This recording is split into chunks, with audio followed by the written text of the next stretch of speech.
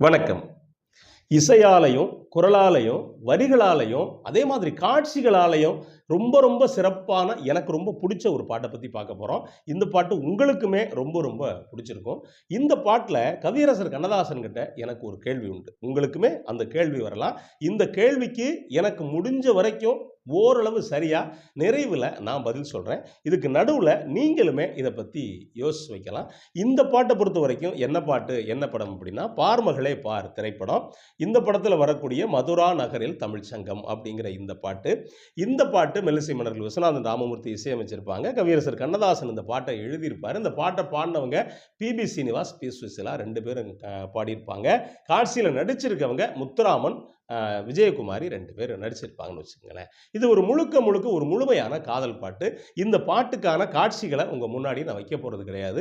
முடிஞ்ச பிறகு நீங்க உள்ள போய் பார்த்துக்கிட்டு, நீங்க அதுக்கு பின்னாடி கூட இதுல வந்து கமெண்ட் போடலாம் அப்படிங்கிறத உங்கள்ட்ட நான் கேட்டுக்கிறேன். ஒரு வித்தியாசமான காதல் பாட்டு. இந்த காதல் பாட்டு ஒரு காதல் பாட்டுனா எப்படி இருக்கும் அப்படின்னா, நீங்க ஒரு 10 முறை கேட்கலாம். ஆனா இந்த பாட்டு நீங்க 1000 முறை கேட்டா கூட சலிக்காது. இது எப்படின்னா தேனும் பாலும் கலந்தா எப்படி ஒரு சுவை கிடைக்கும். இந்த சுவைய உங்க மனசுக்குள்ள கொடுக்கக்கூடிய பாட்டுன்னு வச்சுக்கங்களேன். அது எல்லாருமே அந்த செலக்ஷன்னு சொல்லுவாங்க. தேர்வு ரொம்ப சரியான தேர்வு. இன்னொன்னு இந்த பாட்டுக்குள்ள மெல்லிசை மன்னர்கள் ஒரு அற்புதம் பண்ணியிருப்பாங்க. இந்த பாட்டு மேல ஓங்கி நிற்கிறதுக்கு அவங்களுடைய அந்த அற்புதமும் காரணம். அது என்னங்கிறத நீங்க யோசிங்க. அது நான் நிறைவுல இதுக்குள்ள சொல்றேன். இந்த பாட்டு காட்சி வடிவத்த கவியரசர் கண்ணதாசன் எழுத்து வடிவத்தில எப்படி பண்ணியிருப்பாரு அப்படின்னா, காதலர்கள் சந்திக்கிறாங்க. சந்திச்சாங்கன்னா, மதுரையில சந்திச்சு, மிதிலைக்கு போயிட்டு, பிருந்தாவனத்துக்கு போயிட்டு, அப்படியே அவங்க அன்னைக்கு இருந்த காலகட்டத்துக்கு மறுபடியும் வந்துடுறாங்க. இந்த வடிவத்தில தான் கவியரசர் கண்ணதாசன் இந்த பாட்ட பண்ணியிருப்பாரு. இப்ப முதல்ல நம்ம ஆரம்பிக்கிறது எங்க அப்படின்னா, "மதுரா நகரில் தமிழ்ச் சங்கம்னு" ஆரம்பிக்குது. "மதுரா நகரில் தமிழ்ச் சங்கம், அதில் மங்கள கீதம் முழங்கும். கவி மன்னவர் காவியம் பொங்கும், அதை காதலர் உள்ளம் வணங்கும்." அப்படின்ட்டாரு. என்ன கவி மன்னவர் காவியம் பொங்கும் அப்படின்னா, பல மன்னர்கள், புலவர்கள் வந்து காவியம் வந்து காதல் காவியம் பொங்கும். இத பார்த்த உடனே காதலர்களுடைய உள்ளம் வணங்கும். வணங்கும்னா, நீங்க எப்படி எடுத்துக்கலாம்னா, அன்னைக்கு வணங்கியிருக்கும், இன்னைக்கும் வணங்கும், நாளைக்கும் வணங்கும். அப்படின்னு எடுத்துக்கலாம். இப்ப அடுத்த இடத்துக்கு நீங்க கவனிச்சு பாருங்களேன். அப்படியே டிராவல் எங்க போகுது அப்படின்னா, மிதிலைக்கு போகுது. மிதிலையில எந்த காட்சிக்கு போகுது அப்படின்னா, மாடத்துல சீதை நிக்கிறா. ராமன் சுயவரத்துக்கு போறான். போறப்ப இவன் அங்கேருந்து பார்க்கிறான். இந்த காட்சிய அப்படியே உருவகப்படுத்துறாரு. என்ன அப்படின்னா, "மிதிலா நகரில் ஒரு மன்றம் பொன்மேனியள் ஜானகி தங்கம் மணி மாடத்திலே வந்து தோன்றும்" அப்படின்னு போறாரு. போகையில அவ சொல்றா, "ஸ்ரீராமனைக் கண்டதும் மனமே பெரும் நாணத்தில் ஆழ்ந்தது குணமே" அப்படி.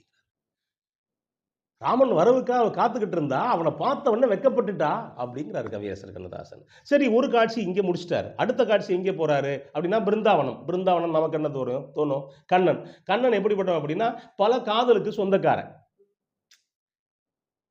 பிருந்தாவனம் என்பது தோற்றம், அதில் பொன்னெனும் பொன்மலர் கூட்டம். அங்கேயே முடிச்சுட்டார். ஒரு காதல் கிடையாது, பல காதல் அப்படின்னு அங்க அந்த பிருந்தாவனத்துல அந்த காட்சிய முடிச்சுட்டார். முடிச்சவர் அடுத்து என்ன பண்றாருன்னா, அந்த பாட்டு எடுத்த நிகழ்காலத்துக்கு வர்றார். அது என்ன சொல்றாரு அப்படின்னா, "அந்த காட்சிகள் மாறியதேனோ, அந்த காதலின் நாம் பெறத்தானோ" அப்படின்ட்டு அடுத்த வரி சொல்லிட்டாரு. "அந்த தேவ மகள் இவள்தானோ, மன்னன் திரும்பவும் வந்து விட்டானோ, நாம் இன்னிசை பாடிடும் பல குயில்கள், பல இன்பத்தில் ஆடிடும் மலர்கள், லல்லலா லா லா லா" அப்படி போகுது. அப்படி போய் இந்த பாட்டு முடியுதுன்னு வச்சுக்கங்களேன். இப்ப இந்த பாட்டுக்கு இந்த லல்லல்லா நான் சொல்லிட்டேன் தெரியுமா உங்களுக்கு? இப்ப தான் நான் சொல்றேன் என்ன அப்படின்னா, இந்த பாட்டு ரொம்ப சிறப்பா இருக்கிறதுக்கு இன்னொரு காரணம், மெல்லிசை மன்னர்களுடைய இந்த கோரஸ் நீங்க கவனிச்சு பார்த்தீங்கன்னா, பின்னிருப்பாங்க பின்னி. அதுக்கு முன்னாடி அந்த அளவுக்கு நீங்க பார்க்க முடியுமான்னு தெரியாது. அதுக்கு தனியா ஒரு காட்சி வடிவத்தை கொடுத்து, ரொம்ப அழகா பண்ணியிருப்பாங்க. இன்னொன்னு இந்த பாட்டுக்குள்ள வரக்கூடிய அந்த ஷெனாய் இருக்கு பார்த்தீங்களா? இவ்வளோ பெரிய காதல் பாட்டுக்கு ஒரு ஷெனாய தவள விட்டது, இந்த பாட்ட நீங்க கேட்கறதுக்கு பெரிய அளவுக்கு உந்து சக்தியா இருக்கும். சரி, இப்ப காட்சி எடுத்துக்கங்க. காட்சி எடுத்துக்கிட்டா நீங்க நல்லா கவனிச்சு பார்த்தீங்கன்னா, இந்த கண்ணன் அவனுக்கான காட்சி கண்ணன் வேடத்துல முத்துராமனும் விஜயாவும் வருவாங்க. அதே மாதிரி ராமன், சீதை அவங்க வேடத்துல முத்துராமன் 2 பேர் வருவாங்க. அதே மாதிரி முடிக்கும்போது நடப்புல அப்ப எப்படி இருப்பாங்களோ அதே காட்சியில இருப்பாங்க. ஆனா இன்னொரு பக்கம் கவனிச்சு பாருங்களேன். பல்லவியில எப்படி இருக்கணும்? அப்ப "மதுரா நகரில் தமிழ்ச் சங்கம்" அப்படின்னா, நீங்க அந்த இடத்துக்கு தானே 2 பேரும் காட்சிப்படுத்தியிருக்கணும். எப்படி காட்சிப்படுத்தியிருக்கணும் அப்படின்னா, அந்த காலத்துல இருந்த 2000 வருஷத்துக்கு முன்னாடி இருந்த ஒரு தமிழ் பெண், ஒரு தமிழன். இந்த 2 பேருடைய காதல் எப்படி இருக்கு? இல்ல ஒரு மன்னவர்கள் யாரையாவது காட்சிப்படுத்தியிருக்கணும்ல. ஏன் பீம்சிங் காட்சிப்படுத்தல? ஏன் பீம்சிங் காட்சிப்படுத்தலைங்கிற கேள்வி இருக்கு. இதையும் நான் சொல்றேன். இப்ப கவியரசர் கண்ணதாசனுக்கிட்ட நான் எனக்கு ஒரு கேள்வி இருக்கு அப்படின்னு சொன்னேன்ல. அது என்ன தெரியுங்களா உங்களுக்கு? இதே கேள்வி தான். என்னன்னா, கண்ணன தனியா காட்டிட்டார். கிருஷ்ணன தனியா காட்டிட்டாரு. நிகழ்கால காதல தனியா காட்டிட்டார் வரிகள்ல. ஆனா ஆரம்பத்துல மதுரா நகரில் தமிழ் சங்கம் அப்படின்னா, யாராவது ஒரு காதலர்கள காட்டியிருக்கலாமே. ஏன் அவர் காட்டல? இது ரொம்ப முக்கியமான விஷயம். இத நீங்க இன்னொரு கூட எடுத்துக்கலாம். மதுரா நகரில் தமிழ் சங்கம் அப்படின்னா, இங்க மதுரையில தமிழ்ச் சங்கம் இருந்துச்சு. ஒருவேளை எதிர்காலத்துல அந்த வடமதுரையிலயும் தமிழ்ச் சங்கம் இருக்கலாம். அதுக்கு முன்னாடி வடமதுரையிலயும் தமிழ்ச் சங்கம் இருந்திருக்கலாம் அப்படிங்கிற இந்த ஒரு உள்ளீடு இதுக்குள்ள இருக்குன்னு வச்சுக்கங்களேன். அப்ப இதுக்குள்ள மதுரா நகரில் தமிழ்ச் சங்கம்னு நம்ம மதுரைய எடுத்துக்கிட்டாரு. ஆனா அப்படி நம்ம மதுரைய எடுத்துக்கிறப்ப, ஏன் இந்த மதுரையில உள்ள விஷயங்கள யார சொல்றது? ஏன் சொல்லல? அப்படிங்கிறது முக்கியமான விஷயம். ஏன் அப்படின்னா, வடக்க காதலுக்குன்னு தனியா காவியங்கள் இருந்துச்சு. ஒருத்தர் பேர குறிப்பிட்டே காதல் காவியங்கள் வந்துச்சு. ஆனா சங்க காலத்துல தமிழ்நாட்டுல மன்னர்களாவே இருந்தா கூட, மன்னர்களுக்கு புறத்திணை இருந்துச்சு. அவங்களுடைய வீரத்த பத்தி பேசுனாங்க. ஆனா காதல பத்தி பேசும்போது யாருடைய பெயரும் சொல்லாம தான் காதல பேசியிருப்பாங்க. அப்ப காதலுக்கு அகத்திணையில அவ்வளவு பாடல்கள் இருந்துச்சு. அவ்வளவு பாடல்கள் இருந்தா கூட, கண்ணியம் கருதி பின்னாடி ஏதாவது பிரச்சனை வரலாம் அப்படிங்கிற என்ன நினைச்சாங்களா என்னன்னு தெரியல.